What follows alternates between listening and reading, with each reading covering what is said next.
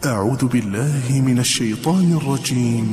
بسم الله الرحمن الرحيم. ورحمة الله وبركاته.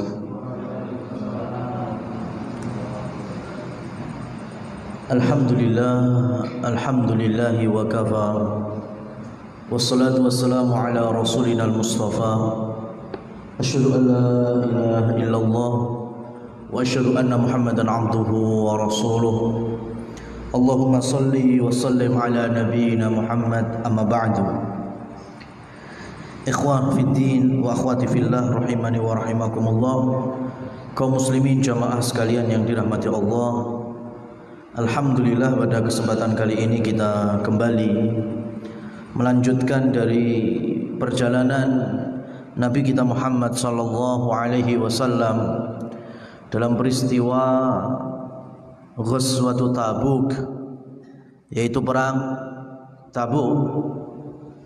Perang yang mana di buku yang kita kaji setiap pekannya ini mengacu kepada salah satu pendapat sebagaimana mu'arrikh atau ahli sirah Nabi abad ini, yaitu Syekh Sofiyur Rahman Al-Mubarakfuri di dalam kitab yang lain yaitu Ar-Rahiqum Makhtum.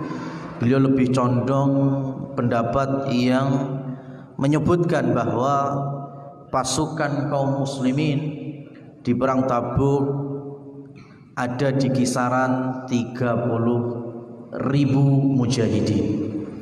Artinya tidak ada pasukan yang lebih besar daripada itu sebelumnya. Bahkan nanti kita akan riwayatkan hadis dari Ka'ab bin Malik radhiyallahu taala anhu, salah seorang sahabat yang mulia, tapi beliau terlalaikan di dalam tanda petik, terkena godaan syaitan untuk mengundur-undur keikutsertaannya ke dalam program perang Tabuk ini. Kata beliau, kalau seandainya kaum muslimin itu sengaja untuk tidak ikut, tidak menjawab dari undangan Rasul bergerak ke Tabuk, maka nyaris tidak akan ketahuan karena saking banyaknya, ya, 30.000 bayangkan. Ini kalau jamaah kaum muslimin kajian di sini aja, ya, satu masjid full aja, besoknya ketemu lagi, kemudian sapa-sapaan antar dua orang, Mas, kemarin gak ikut kajian? Ikut ya, saya di pojokan sana.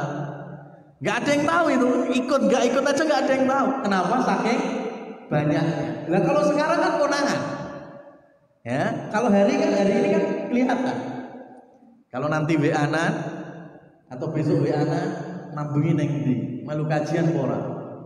Melu aku neng buri ndi, wah aku yo neng buri kok. Kelihatan, ya. Karena biasanya hanya ratusan, paling juga 2.000, 3.000. Bayangkan hari ini kaum muslimin di perang Tabuk itu menyentuh angka 30.000 kaum muslimin. Besar sekali ini.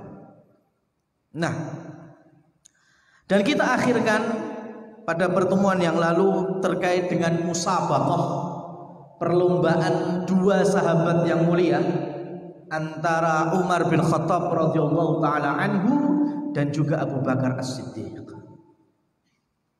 Ketika Utsman bin Affan radhiyallahu anhu menginfakkan, diriwayatkan 10.000 dinar wa a'ta 300 ba'irin bi aslihatiha wa a'ta 50 farsan. Ketika Utsman bin Affan menginfakkan langsung cash, ya, cash and carry, masya Allah. Berapa? 10.000 dinar. Kalau hari ini 3,8 satu dinarnya, atau kita bulatkan 4 juta saja, berarti 4 juta dikali 10.000 berapa? 4 miliar. 4 miliar. Itu langsung di hadapan Rasul. Ini 4 miliar. Wa a'ta 300 ba'irin. Kemudian beliau juga menginfakkan 300 unta perang. Satu unta perang itu mungkin senilai 100 juta ke atas. Berarti kalau 300 berarti 30 miliar. Masya Allah. Ya.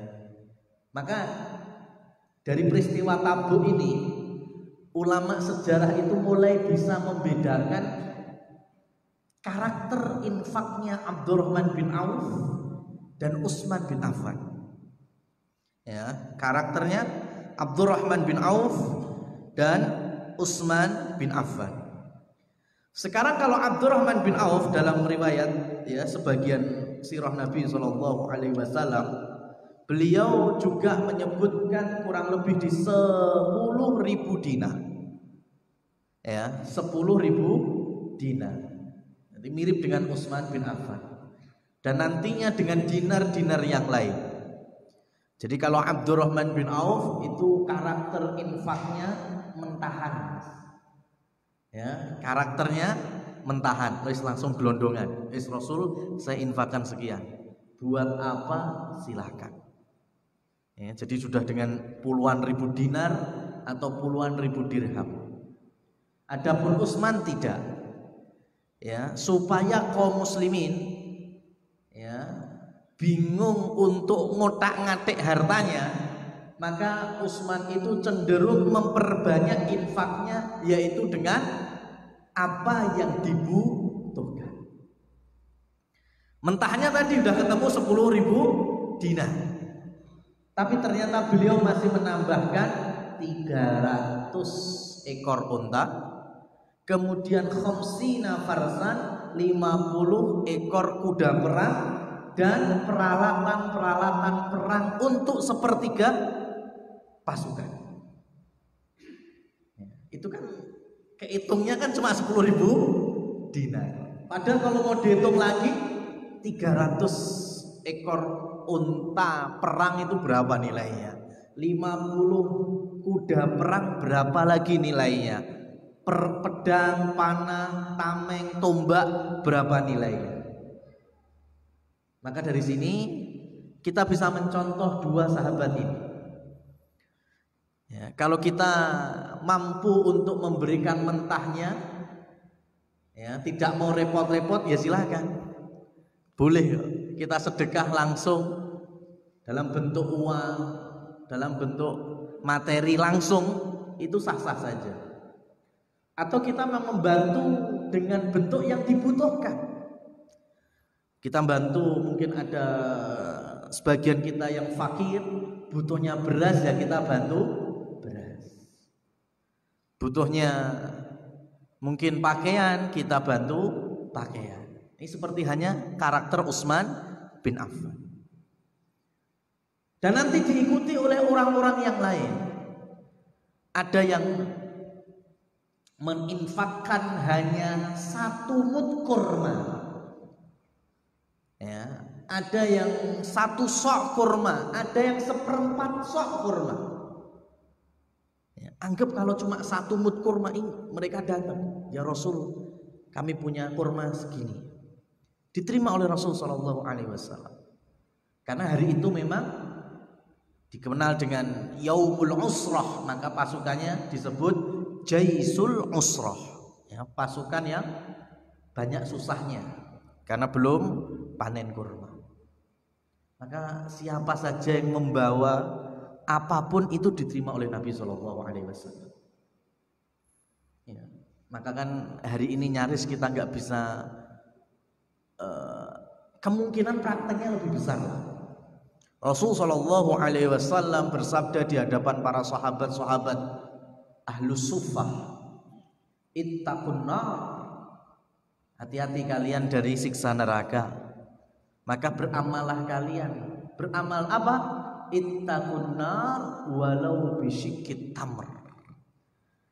Hati-hati dari siksa neraka, karena kalian diminta untuk beramal meskipun hanya dengan cuilan sebutir kurma. Ini untuk motivasi orang-orang yang du'afa ya. Rasul tetap membuka pintu sedekah. Beda dengan Utsman, beda dengan Abu Bakar, Umar, dan lain seterusnya. Ya, ini sahabat-sahabat yang fuqara tetap dikasih motivasi. Bersedekahlah kalian meskipun hanya dengan secuil. Jadi ada kurma sebutir, dicuil lah, terus disedekahkan. Kan insya Allah hari ini kan kita 30.000 bisa tuh ya, atau sing 20.000 gitu ya. Insya Allah kita mampu itu ya. Kartu kurma satu slot yang 20.000 atau 30.000. Sahabat dulu sampai Rasul berikan motivasi, hanya satu butir aja kalau punya, jangan kau makan sendiri, sebagian cuil untuk kamu sedekahkan. Maka bayangkan, ini mereka yang mendapatkan cap dan gelar radhiyallahu anhum wa radhu'an. Mereka meridhoi Allah, ridho atas ketetapan Allah, dan Allah meridhoi mereka. Jadi gak sembarangan mereka beramal dengan kekuatan iman yang mereka miliki. Gak sembarangan ujian yang Allah timpakan. Ya. Maka ketika Utsman menyampaikan semua dari kebaikan-kebaikannya itu, Rasul bersabda, "Ma dharra Utsman bima fa'ala hadzal yaum." Sudah tidak pernah ada yang bisa memudaratkan Utsman.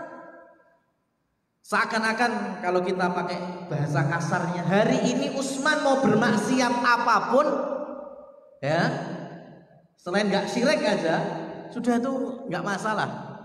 Dia tetap mendapatkan surga.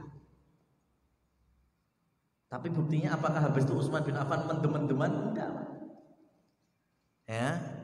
Apakah habis itu Utsman bin Affan kemudian bermaksiat dosa-dosa besar? Enggak. Nah ini belum Umar bin Khattab ketika membawa 50% hartanya.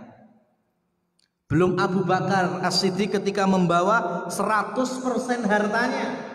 Sampai Rasulullah SAW bersabda, "Hal abqaita li ahlika syai'an?" Apakah engkau telah meninggalkan ya? Apakah engkau telah meninggalkan kepada keluargamu sesuatu? Faqala abqaitu lahum Allah wa rasulahu. Aku tinggalkan bagi mereka Allah dan Rasulnya. Ini sekelas Abu Bakar As-Siddiq. Ya, maka Umar kemudian berkata, tidak akan bisa mulai hari ini aku menandingi amalnya Abu Bakar As-Siddiq. Namun suatu ketika Abu Bakar As-Siddiq bertanya kepada Rasul, meminta nasihat. Alimni ya Rasulullah, ajari aku. Ajari aku. Maksudnya apa?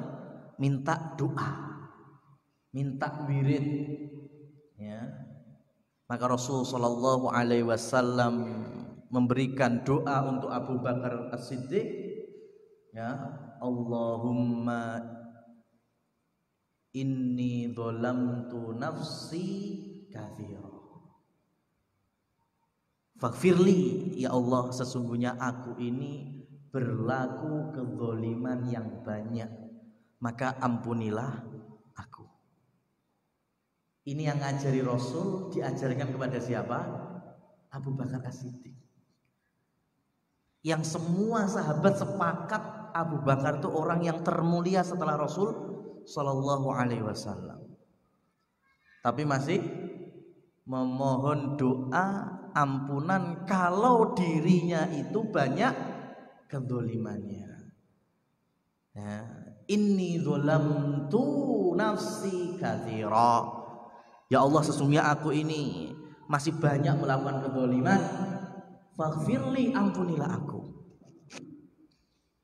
Ini sekelas Abu Bakar. Bagaimana kita terus? Ya.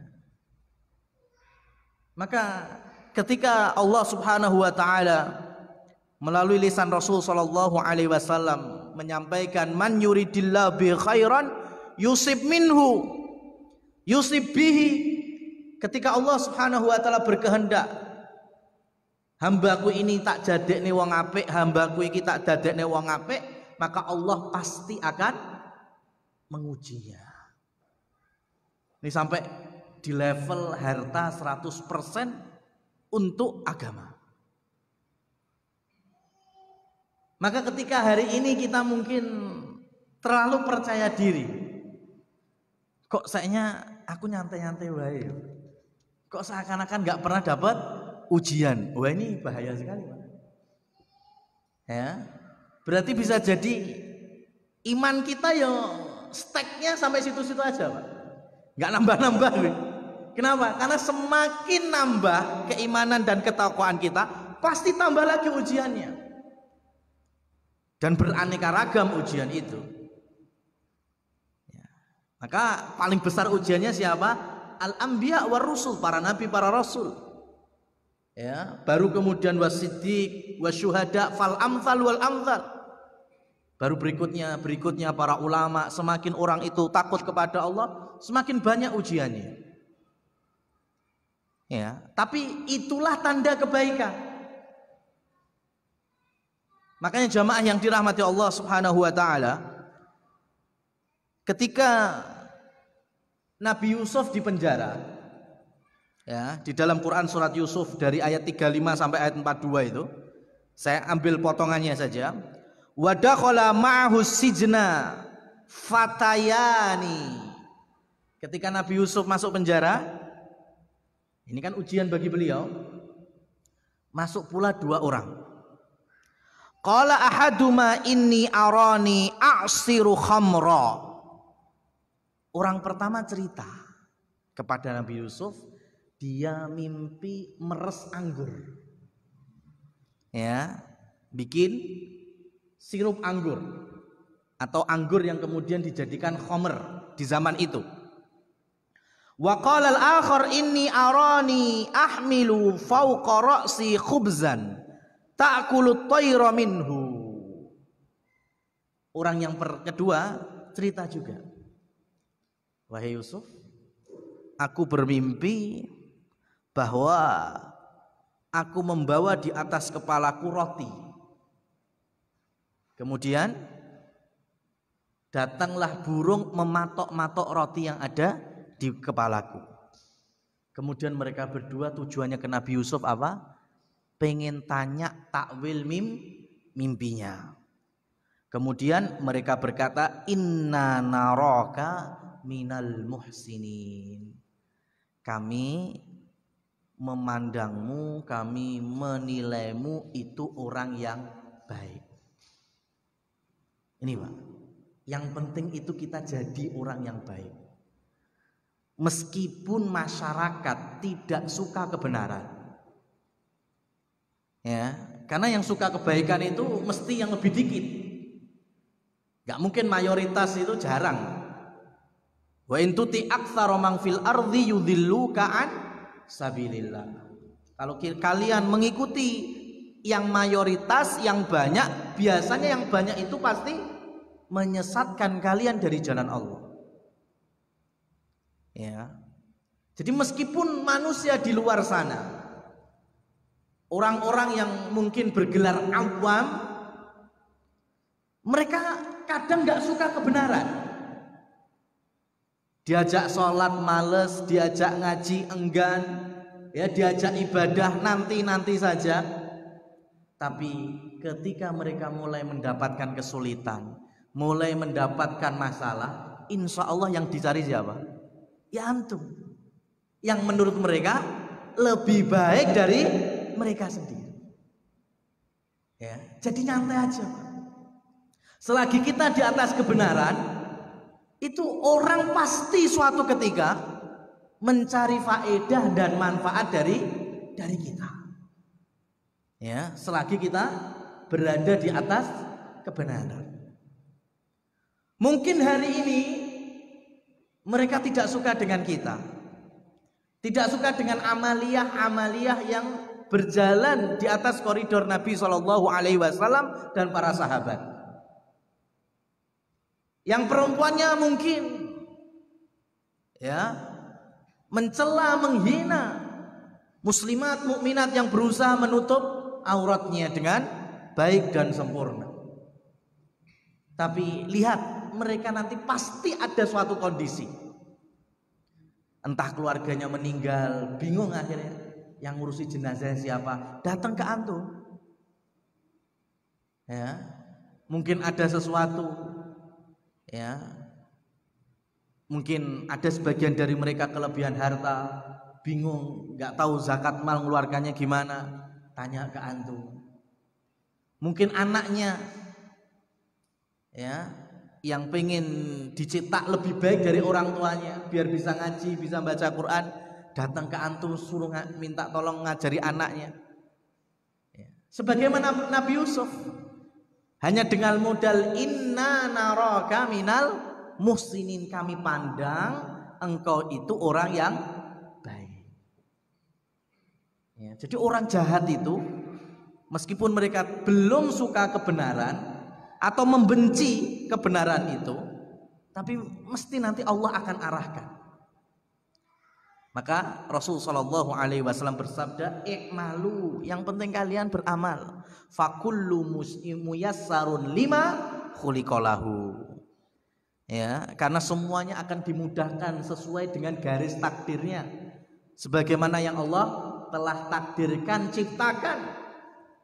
Semenjak Allah ciptakan Adam alaihissalam, ketika Nabi Adam sudah jadi, sudah berbentuk rupa, ya, bahkan sudah ditiupkan ruh, Allah keplek punggungnya. Apa ya keplek? Allah pukul, ceblek. Nah wis mbuh bahasa Indonesia ceblek iki piye?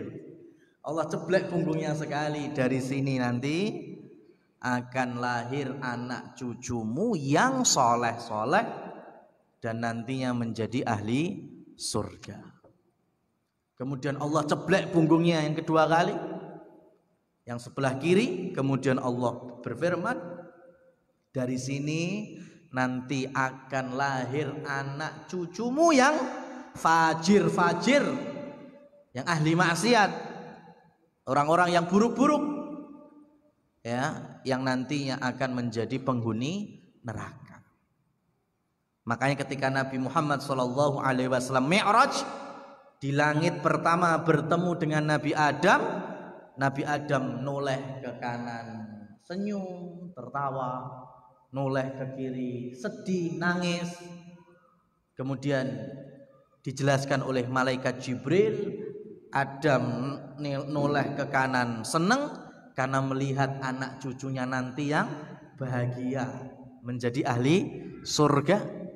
Dan ketika noleh ke kiri sedih, nangis karena melihat nanti anak cucunya banyak juga yang ada di neraka. Ini Nabi Adam sudah Allah bukakan ini, Allah sampaikan, dan itu menjadi turun-temurun sampai hari ini. Ya, dari tulang sulbinya Nabi Adam lahirlah anaknya sampai Nabi Nuh, lahirlah terus sampai ya kita ini. Makanya kalau dilihat dari lamanya kita bersama orang tua, sebetulnya kita ini lebih lama bareng ayah atau bareng ibu? Ayo, bareng ayah atau bareng ibu? Bareng ibu. Alasannya karena kita di perutnya ibu 9 bulan atau plus 10 hari. Itu nggak salah, ya, nggak salah. Tapi harus diluruskan juga. Kita ini ya, berada di perutnya ibu memang dalam tempo yang kurang lebih demikian. Tapi itu setelah berkumpulnya airnya ayah dengan ibu, ya, kalau bahasa IPA-nya apa Mas? Antara sperma dan sel telur, kemudian malaikat laporan kepada Allah, ya Allah, pripun niki? Kalau Allah bilang jadi, jadilah janin, segumpal darah, segumpal daging. Kalau Allah Subhanahu wa taala berfirman ojo dadekne, maka tidak mungkin akan jadi. Yang biasa dalam siklus bulannya wanita yaitu terjadinya haid. Jadi ketika malaikat laporan Allah bilang idza aradallahu, ketika Allah berkehendak sesuatu tinggal kun fayakun. Susah atau mudah bagi malaikat melakukan perintah Allah? Susah apa mudah?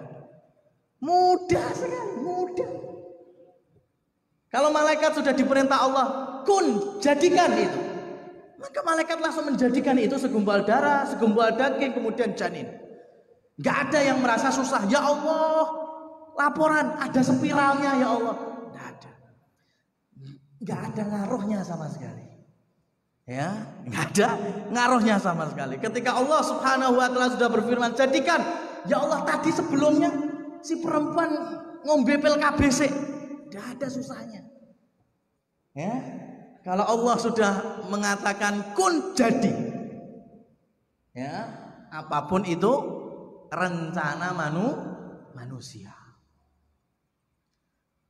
Maka ketika berpindahnya airnya ayah yang kita kenal dengan sperma itu dari tulang sulbinya, ya, daerah belakang ini antara tulang punggung ke tulang ekor ini ada tulang sulbi, ya. Jadi sebelumnya itu kita berada di situ, ya. Baru ketika ayah kita, ibu kita berhubungan, pindah yang awalnya di tulang sulbi ayah pindah ke rahimnya ibu selama 9 bulan atau 9 bulan 10 hari. Berarti lamaan bareng siapa kita? Ayah sama ibu? Ayah. Kita, saudara kita perempuan, saudara kita laki-laki, itulah lebih lama bersama ayah. Semenjak ayah kita dilahirkan sudah ada di tulang sulbi itu, calon kita itu sudah ada. Ya, makanya kenapa nasab itu ke ayah apa ke ibu? Ke ayah. Karena kita jauh lebih lama bersama ayah. Maka ketika muslimat, ya, ketika masih gadis, ini harus kita luruskan. Masih gadis, memang hari ini masih gadis, Mas. Mbah kuwi SMP apa SMA. Intinya belum nikah lah. Kemudian foto. Wah. Buat kenang-kenangan, dimasukkan folder atau dicetak, ya, disimpan neng album, bukan untuk dimamerkan, bukan untuk diupload, bukan, ya, taruh wis neng lemari, neng laci wis gak dibuka-buka. Kemudian berapa tahun kemudian dapat jodoh, dapat suami itu, ya, kemudian ya namanya berumah tangga, Allah takdirkan berketurunan. Jadilah si suami ayah, jadilah si istri ibu. Lahir anak, anaknya semakin gede, akhirnya wis iso ngomong, iso melayu, iso buka lemari barang, buka laci, buka album foto, dibuka, tak, kaget, ini foto sopo? Tanya ke mamanya, Ma, ini foto siapa? Oh, itu foto mama, masih gadis, ya, mama masih SMA. Itu spontan biasanya anak-anak itu tanya, lah terus aku kok nggak ada? Aku di mana, Ma? Itu dari Sabang sampai Merauke, jawabannya di Indonesia satu, Pak. Spontan. Ibu-ibu menjawab, kamu belum ada, ditunjuk kamu masih ada di perut mama. Ini hoax sistematis. Ini harus diluruskan. Ya, ini harus diluruskan. Ya, bukan, anak itu bukan di perut mamanya. Harus dibetulkan. Di mana anak itu? Dijawab, kamu bukan di perut mama, kamu masih di tulang sulbi bapakmu. Masih di tulang sulbi ayahmu. Ya, bukan di perut ibu. Kecuali kalau dalam kondisi hamil, iya, kamu ada di perut mama. Lah ini masih gadis, belum ketemu suaminya, calon aja belum. Ya, maka si anak atau calon anak itu di mana? Di tulang sulbi bapaknya. Ya. Nah ini, ma'asyiral muslimin, rahimani wa rahimakumullah tabaraka wa ta'ala. Jadi intinya kita diminta untuk terus berjalan di atas kebaikan. Ya, sebagaimana para sahabat, mereka berusaha di atas kebaikan dan berhasil. Makanya mendapat gelar radhiyallahu anhum wa radhu'an. Nah, sekarang kalau kita pengen mengikuti mereka, ya, dan waktu itu tidak panjang. Rasul Shallallahu Alaihi Wasallam mengatakan bahwa a'maru ummati ma baina sittin ila sab'in. Usia umatku antara 60 sampai 70 tahun. Bayangkan sekarang ketika kita menjadikan modal, ya, kan orang beruntung itu kan diantaranya tandanya orang yang mensucikan jiwanya. Qad aflaha man zakkaha. Sungguh beruntung orang yang senantiasa membersihkan jiwanya atau yang Allah sucikan jiwanya. Aflah itu beruntung. Beruntung tahu Pak, definisi beruntung? Modal dikeluarkan, dapat hasil. Hasilnya lebih besar dibandingkan modal. Itu namanya beruntung. Kalau modal dengan yang dihasilkan sama, namanya apa? Impas. Lek jari wong Solo, bakbuk. Ya kan? Tapi kalau modal yang dikeluarkan lebih besar daripada hasilnya, apa yang namanya? Rugi. Sekarang Allah berikan modal kita 70 tahun hidup. Sebagaimana para sahabat, ada yang 60, ada yang 70, rata-rata aja. Sebagaimana sabda Rasul 70 tahun. Itu modalnya. Dan hasil akhirnya gimana? Hasil akhirnya ternyata Allah persiapkan bagi mereka surga dan kenikmatannya itu selama-lamanya. Modal 70 tahun digunakan di atas kebenaran, kesolehan, ya, yang terjadi adalah itu tadi, kenikmatan di surga yang otomatis jauh lebih dari 70 tahun. Ini sebutannya untung gede itu kayak gini, Pak. Iya no, lo modal 70 tahun selawase, Pak. Dan sebaliknya, kalau kita diberikan modal 70 tahun, ya, kesolehan enggak, amal malas. Bahkan ada di antara manusia yang tidak beriman. Masya Allah, naudzubillah min dzalik. 70 tahun modal itu di akhirat nanti di mana? Ya, di neraka. Tapi kan sebelum itu kan ada mereka, orang-orang itu bisa melewati sirat. Jembatan itu kan? Antum tahu hadisnya itu? Jarak antara sirat sama neraka. Jadi orang itu kalau nanti nyemplung neraka dari sirat itu kepleset, jegur, itu jarak sirat sampai neraka aja, jaraknya saja itu 70 tahun perjalanan. Kepleset kok sirat itu, urung tekan neraka Mas. Nyemplungnya aja dari sirat belum sampai neraka itu udah 70 tahun perjalanan. Kerugi besar. Kalau manusia itu lalai dengan modal yang Allah berikan, ya, maka kita diberikan contoh banyak dari kalangan sahabat, ya, orang-orang soleh. Ya, meskipun kita tidak bisa persis dengan mereka, saking kuatnya keimanan mereka, tapi setidaknya kita diberikan benang merah.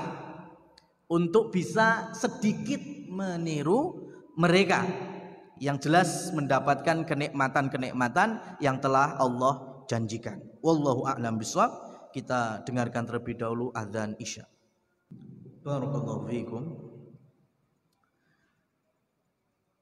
Kaum muslimin muslimat, permasalahan di awal peristiwa Tabuk yaitu muncul dari tubuh kaum muslimin dari kelompok munafik.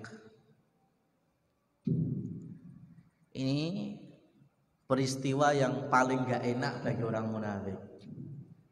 Mereka punya kebun mau panen, musim panas, diajak safar dari Madinah menuju Tabuk, kurang lebih 700 km. Berarti Solo mana itu? Hah? Banyuwangi? Masa Solo Semarang 700 km? Jakarta Surabaya. Jakarta Surabaya itu baru P, belum PP. Berarti kalau PP kan kurang lebih 140 km. 700 kali 2 100 1400. Kurang fokus jadi. Alhamdulillah. 1400 km di musim panas, ya, bahkan melewati padang-padang pasir, ya. Dan biasanya kalau padang pasir yang wilayah Tabuk itu banyak yang dikenal dengan mafaza. Mafaza ini gunung dari gunung dari pasir, Pak. Itu kalau kena badai itu bisa pindah gunungnya, ya, roto baru nanti bergeser jarak berapa ratus meter ada gundukan lagi. Itu kalau orang yang nggak tahu padang pasir bisa tersesat gitu, Pak, ya.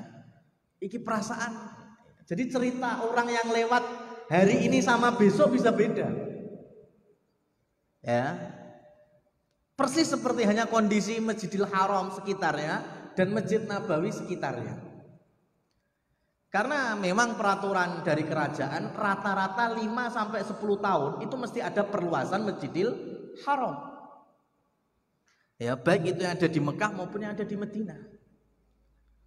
Makanya hotel-hotel yang tahun ini ada jamaah ke sana, ya, kemudian 5 tahun lagi sudah ada jamaah baru, cerita akeh gak nyambung ya, Pak, ya. Dan itu wajar sekali. Kenapa? Karena memang beda, sudah berubah. Yang dulunya mungkin dari hotel masuk ke masjid cuma berapa ratus meter, yang 5 tahun kemudian bisa tambah jauh, mungkin 1 kilo. Kenapa? Karena yang hotel yang diceritakan orang yang sebelumnya itu sudah nggak ada hotelnya, sudah masuk perluasan Masjidil Haram.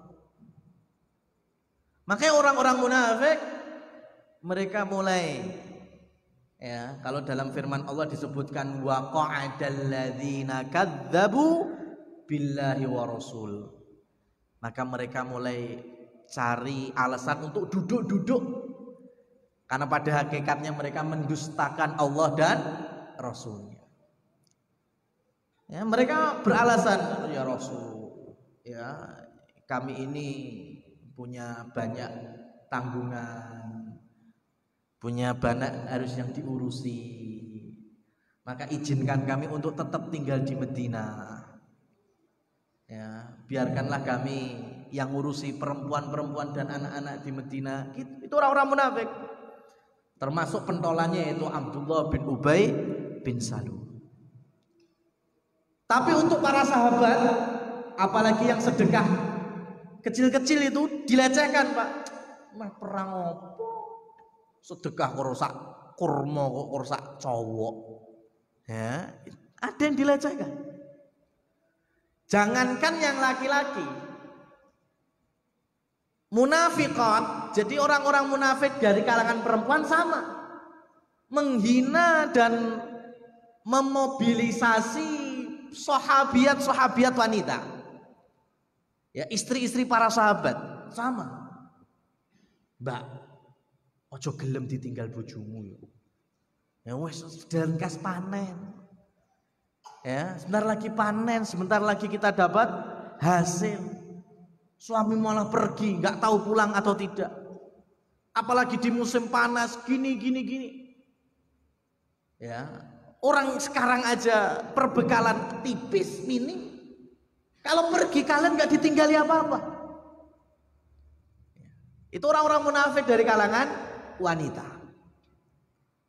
Tapi lihat jawabannya mukminat, muslimat. Ya, ketika mereka tahu suaminya pergi bukan untuk dunia, suaminya pergi untuk akhirat, untuk kejayaan Islam, untuk membela agama Allah dan Rasulnya, maka mereka menjawab dengan ya, zahaba sahibul aqli wa bagiyar razzaq. Ya, zahabal akil wa bagiyar razzaq. Yang pergi itu cuma yang tukang makan. Pemberi rezeki masih ada, tetap nggak pergi. Maksudnya pemberi rezeki siapa? Allah Subhanahu wa ta'ala. Yang memberi rezeki, yang membagi-bagi rezeki masih ada Allahnya. Yang pergi hanya al-akil, yaitu yang tukang makan. Jadi versi muslimat, istri yang beriman tuh kita ini tukang mangan, Pak. Bahasa anekdot ini ya sing ngentekne panganan iki kita. Jadi yang pergi hanya suami-suami kita. Kalau masalah rizki, masalah dunia, sudah pemberi rizki nggak kemana-mana. Allah, kami masih ada. Bahkan nantinya orang-orang yang beriman juga menjawab ya ucapan-ucapan dari orang-orang kafir. Ya, ketika mereka bilang kita ini di musim panas, nggak layaknya safar dan seterusnya. Kul naru jahannam asyaddu harra. Katakan, Allah berfirman kepada Nabi Muhammad dan para sahabat, katakan kepada orang-orang munafik bahwa naru jahannam asyaddu harra. Api neraka jahanam jauh lebih panas dibandingkan panasnya padang pasir di musim ini. Nah, ini terkadang yang kita sampaikan kepada muslimin mungkin yang masih meninggalkan sholatnya, Pak. Ya, mungkin alasannya capek, alasannya jauh dari masjid. Maka jauhnya kita, capeknya kita itu nggak ada apa-apanya dibandingkan kalau kita dekem di neraka. Na'udzubillah. Urusannya jauh lebih daripada itu semuanya. Yang muslimat juga sama. Ketika diminta untuk menutup rambutnya, kepalanya dengan jilbab muslimat, alasannya gerah, panas. Maka ini sama. Naru jahannam asyaddu harra. Api neraka jahanam lebih panas daripada alasan tidak mau menggunakan jilbab, alasannya gerah. Nah ini, jadi berbagai modus operandi orang-orang munafik itu udah kejawab di zaman Rasul Shallallahu Alaihi Wasallam, lebih-lebih dalam peristiwa Tabuk yang memang syarat akan susahnya. Maka kemudian Nabi Shallallahu Alaihi Wasallam memberikan strategi untuk meninggalkan Madinah dengan tanggung jawab Ali bin Abi Thalib. Jadi Ali bin Abi Thalib dipasrai di Madinah. Dan itu yang membuat sedih Ali bin Abi Thalib. Karena semuanya pengen ikut pada Nabi. Sampai menyedekahkan apa yang ada, apa yang mereka miliki. Termasuk Ali. Jadi ketika diberikan amanah Ali, kamu jangan pergi, kamu menggantikan posisiku di Madinah. Engkau jaga anak-anak, engkau jaga para wanita-wanita. Sedih Pak Ali. Ini kalau kita kan berkebalikan. Alhamdulillah ora sido dinas. Ya. Akhirnya tetap tinggal di Madinah. Ali sedih. Sampai Ali minta supaya dicarikan yang lain, dicarikan pengganti yang lain, masih ada yang lain, masih ada yang lain. Ya Rasulullah, saya itu punya kemampuan. Ya, jangan berikan aku cuma jaga perempuan-perempuan dan anak-anak. Kendaraan punya, peralatan perang ada. Tapi kemudian Rasul Shallallahu Alaihi Wasallam memuliakan Ali sebagaimana Nabi Musa terhadap Harun. Ali, kamu tahu nggak posisimu di sisiku seperti posisinya Musa terhadap Harun. Jadi ketika Nabi Musa diperintahkan untuk berjumpa dengan Allah, mendapatkan Taurat, ditinggal 40 hari itu, yang menggantikan posisi Nabi Musa siapa? Nabi Harun. Nah, awakmu tak dadekne kaya ngono. Kamu itu di sisiku semisal dengan Harun di sisinya Musa alaihi wassalam. Maka kemudian Ali bin Abi Thalib pun ridho dengan keputusan Rasul sallallahu alaihi wasallam. Demikian ya kelanjutan dari peristiwa Tabuk. Insyaallah pada kesempatan berikutnya kita masuk ke perjalanan ke Tabuk. Demikian, fa subhanakallahumma wa bihamdik asyhadu an la ilaha illa anta astaghfiruka wa atubu ilaik. Wabillahi taufiq wal hidayah. Wassalamualaikum warahmatullahi wabarakatuh.